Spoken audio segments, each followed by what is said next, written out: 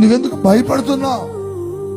నువ్వెందుకు ఓడిపోయిన అనుభవంలో ఒంటరిగా కూర్చుని ఏడుస్తూ దిక్కు తోచని స్థితిలో కూర్చున్నావు? దావీదంటున్న మాట, ఒక అద్భుతమైన మాట చూడండి.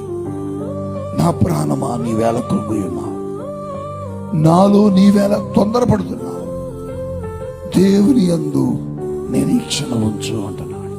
దావీదు నిరీక్షణ కలిగి జీవిస్తున్నాడంట. తన పరిస్థితులను చూస్తూ దేవుడు ఏదైనా చేస్తాడు అని కనుక నీకు చెప్పినప్పుడు ఆ మాట ప్రకారం నువ్వు నిరీక్షణ కలిగి ఉంటే నీ జీవితంలో కూడా దేవుడు చేస్తాడు. దేవుడు చెప్పిన మాట ప్రకారం నువ్వు నిరీక్షించాలి. దేవుడు నా కోసం ఏదైనా చేస్తాడు, నీ కోసం ఏదైనా చేస్తాడు, నీ కోసం నేను చెప్తున్నాను ఏదైనా చేస్తాడు. ఏది చేయడానికి వెనకాడు, నీ కోసం ఎక్కడికి వస్తాడు, నీ కోసం ఎంత దీనస్థితికి వెళ్తాడు ఆయన. నిన్ను రక్షించడానికి సిలువెక్కినోడు నీ అవసరత తీర్చడానికి రాడా?